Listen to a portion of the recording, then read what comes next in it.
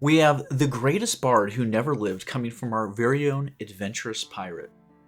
Content written for my novel series featuring one of the four main characters and some lore of my world, posted here and on World Anvil. Many people often ask me the meaning behind my apparently ever so odd moniker that I most often address myself as. It seems to them either an impossible statement, or perhaps in their mind, a bold overstatement of both my bardic skills as well as my dramatis persona. To both, I would attempt to lay to rest the naysayers, the doubters, the confused, the puzzled, and the reserved. Allow yourself instead to embrace the possibility of just what my nickname might mean. The greatest bard who never lived. Let's break that down a teeny bit, if you indulge me. We bards do tend to be quite vocal in our endeavors, in orating our own stories. Even the humblest of our number might still often be found waxing and waning of their masteries and talents till the sun rises. Many would call it arrogance, brashness, a lack of distinct humility, or maybe we just like to talk about ourselves. And now, if you allow, dear reader, I'd like to talk about myself, the greatest bard. It is a lofty thing to claim, and yet the sole driving force of all those who follow my vocation. But in its essence, it is not just a goal on the horizon, yet is in and of itself an impossibility. What bard could truly claim that theirs is the utter and complete, the best of the best in all magic and music can be? What individual soul's singular interpretation could encompass the vast swirling symphonies, harmonies, rhythms, flows, and eddies of the world song? We bards may be relegated to many in-jokes amongst those who we share the title of adventurer, what with many jesting that we bed down with any willing partner. Or use our magic to trick and steal from others? It is not so. For me, anyway. I've certainly met several who might unfortunately match such descriptions. But to so paint all bards with the same brush would be like saying that all warriors are warmongering brutes. That isn't to say some of them aren't, but it hardly can be expected to be the norm, much less the defining example. It's simply the loudest description, often bandied about, and bards tend to be rather loud already. But returning to my claim, how could I, after admitting and saying all of this, claim to be the greatest bard? I am not. I am simply, in the announcing of my title, attempting to tell a story, for that is what bards truly are, the teller of stories. Those of others, of grand deeds or mysterious happenings, or perhaps, that most truthful and fictitious of them all, our own. My story is one whose world, trials, adventures, and tales that I shall share with you on this winding, rambling road we share, and that of all those like me, not bards, no. What I am has always been my defining feature, and by far my most limiting. For how can a member of a species escape such a brush, such a moniker or reputation as which unfortunate kindred I find myself to belong to is by blood too? In a world as obsessed, as limiting as to claim race to be worth more than one's identity, than action or creed, that thing which no matter where I go, what deeds I perform, what good or evil I make, I will never be able to escape. I can no more than run away from my own shadow.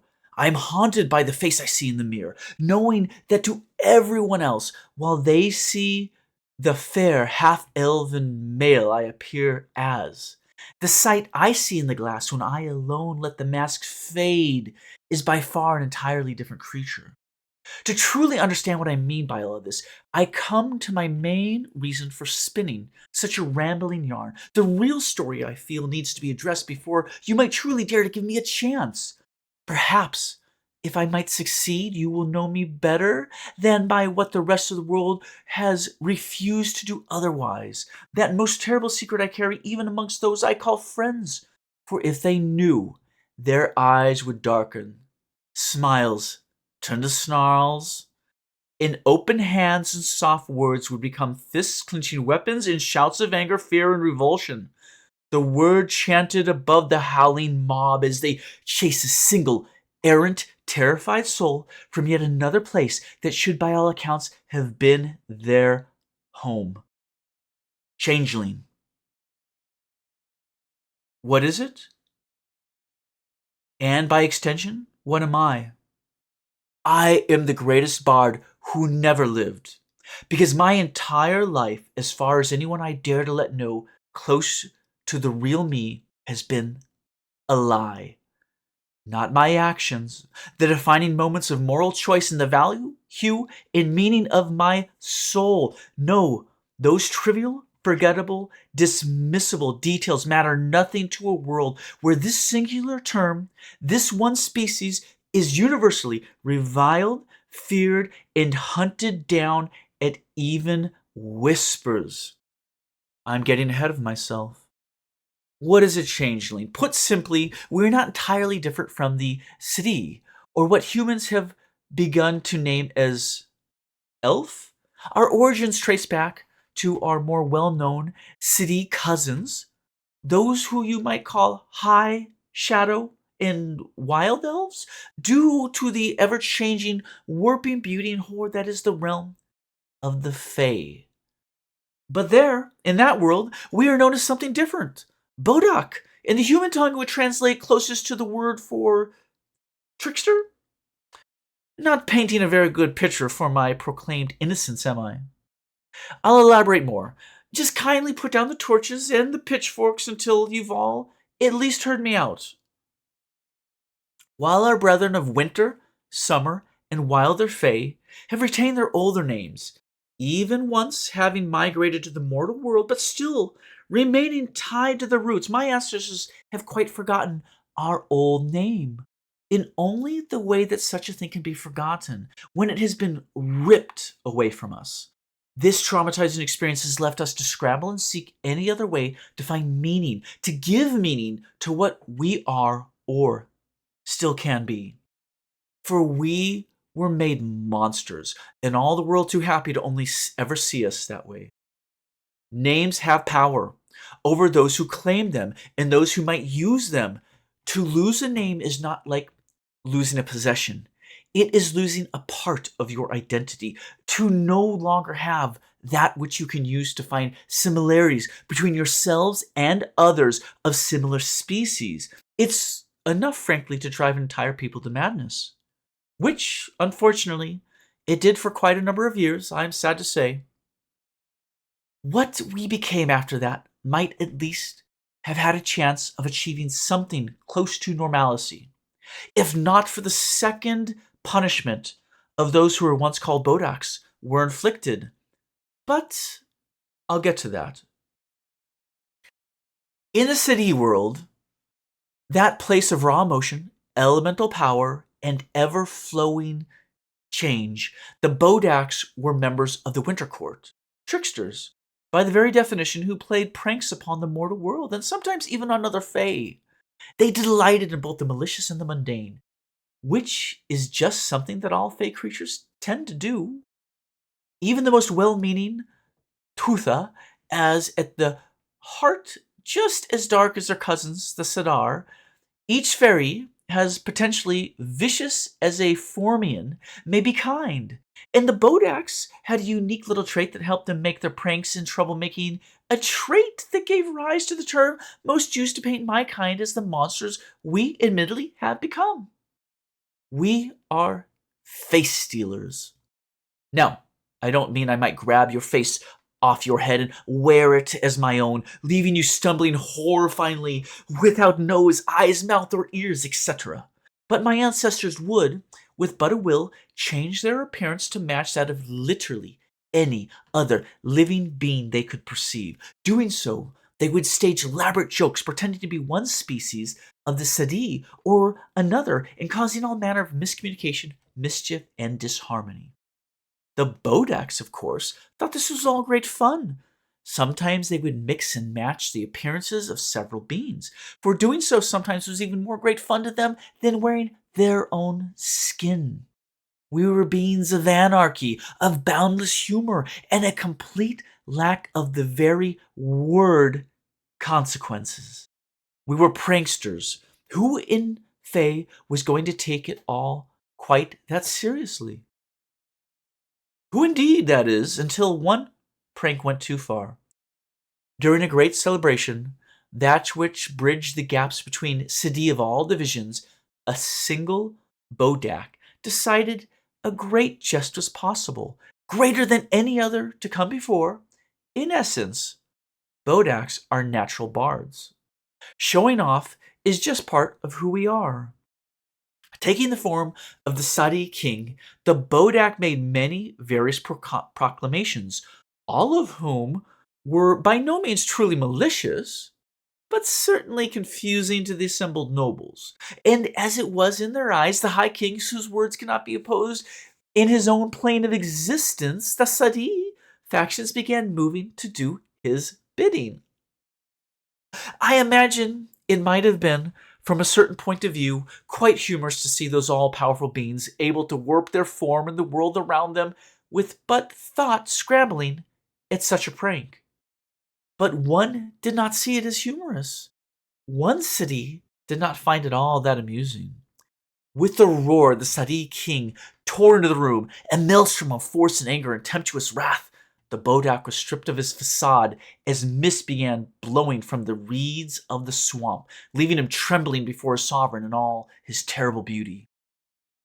"To steal the face of the High King is a grievous sin," said the High King. "Even in jest you have done wrong, and so offended me that greater punishment must be in order. For the crime of stealing mine face, may the Bodaks never again be able to look upon their own without fear and revulsion.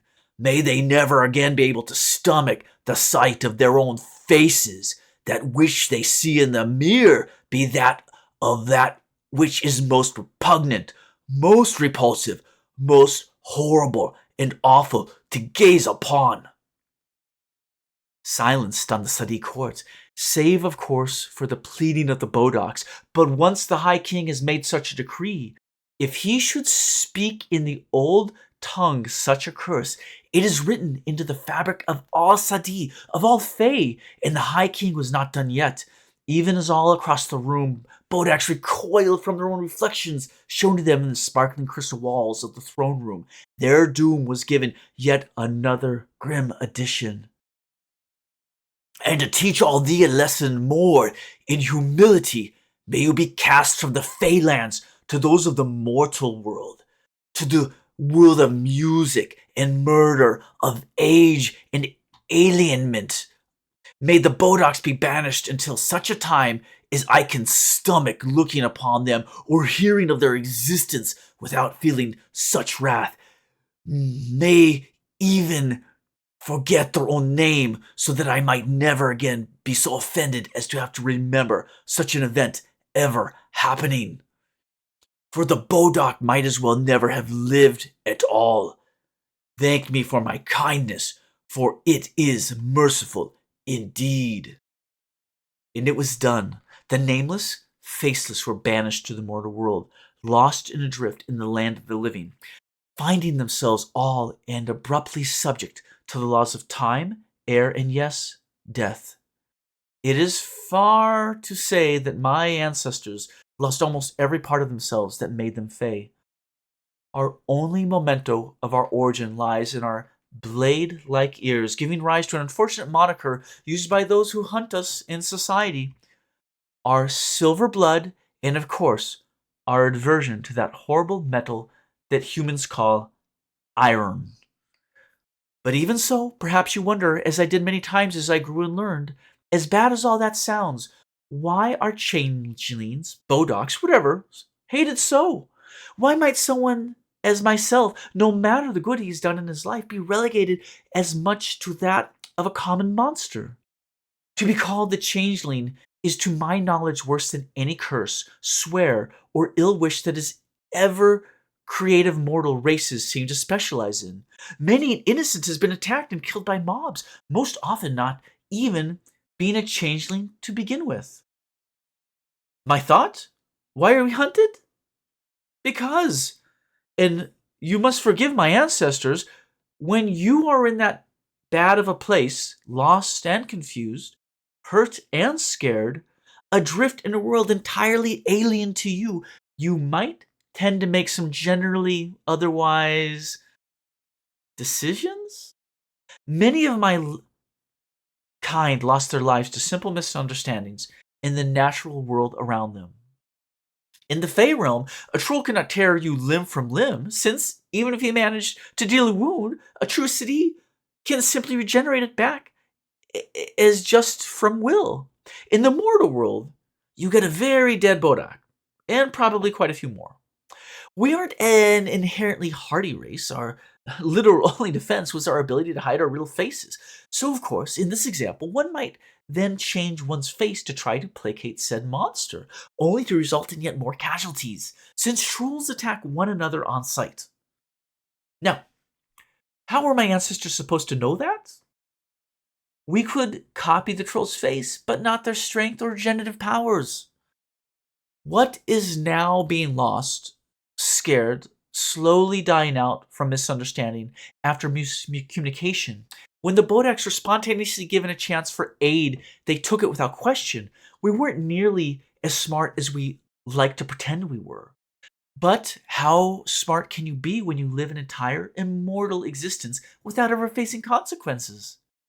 An open hand amidst all of that suffering was like a guiding light to the nameless, faceless Bodaks. And all they had to do was work for the man who offered them a way out of their slow extinction. All they had to do was serve Malig, the Malig. His name might not be as uniquely terrifying as some legendary villains of the past might, but his evil legacy far outstrips them all.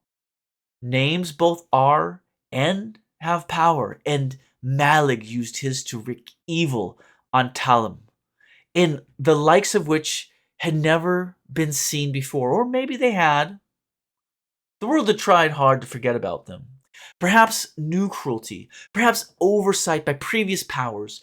And what part did such a tyrant have in store for his new indentured servants? We became Malik's secret infiltrators, his spies, eyes, and ears in every corner of the lands. We stole into the kingdoms, the towns, the villages, and castles and strongholds of all whom Malik viewed as enemies, which coincidentally was akin to everyone breathing air on the face of the world. We planted secrets, lies, false truths, real truths alike, peeling away the facade and civility amongst the races who opposed Malik's tyrannical expansion. We wore faces from the lowest to the highest of all society, and more accurately, to our legendary alternate name, we stole them. I am ashamed, horrified, appalled, call it what you may, to tell you exactly the truth you might have immediately thought when you first read Face Stealer. No matter what we once were, what we had become now was exactly the truth. Not quite so literal, yet horribly so as well. We did not just wear the faces of others, we replaced them. We could seed ourselves seamlessly into society. Wherever we introduced to do our horrible work, absconding, abducting, assassinating, we learned the importance of not letting the owner of said face we wore be able to come back to expose us. And then came the culling. It began as a whisper, a rumor, sparking eventually into a full-born inquisition. Beware your neighbor, your friend, your very kin. One of them might be a changeling in disguise. They'll steal your baby, replace it with one of their own. They'll murder your wife and wear her skin. The very next day, your neighbor, your landlord, that vagrant in the streets, you cannot tell who might be a changeling. So mark them all known and bleed them freely of their silver gorge. A changeling is known by their aversion to mirrors and all reflective surfaces. Hang many in your homes. A changeling cannot stand the touch of iron, so carry some with you at all times. Mark all glavers where you find them, and call the watch wherever you find need. Purge them, purge the faceless. You don't know who you can trust. Who would spread such rumors to spark a nationwide genocide on my kin? Who else was to aid by turning friend upon friend, brother upon brother, and removing a dangerously powerful asset before it could ever betray you? If you guess Malig, I might think you a wizard for such astute divining. Then again, a couple fancy spell patents and a diploma might make even a hedge mage a wizard. But yes, in one move, Malig had set up a deadly infiltration force and also sparked massive unrest in his enemies in their attempt to uproot them. Cities turned upon one another, riots claimed entire streets. In my kind, the changelings were hunted down like animals to the last. So why am I, the greatest bard who never lived, willing to claim such a title, be willing to tell such a story? To out myself so openly to many of those who might view me, paint me with the same skein, the same color and brush as the millions of ignorant, fearful others have. Why take such a risk when I worked so long to prove myself more than the silver blood in my veins? Because I am myself the beginning and product of one of the greatest and most tragic love stories ever told.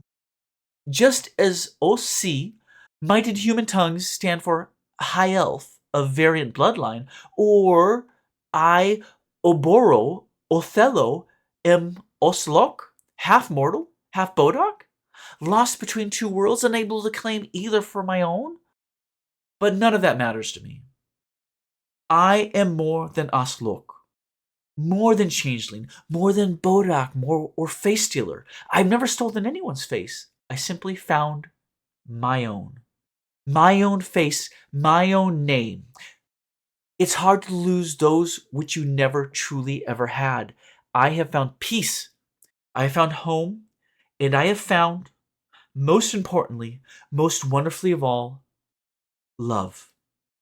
I am Orbero Othello. I am the greatest bard who never lived. My story is only just beginning. If you listened, thank you so much.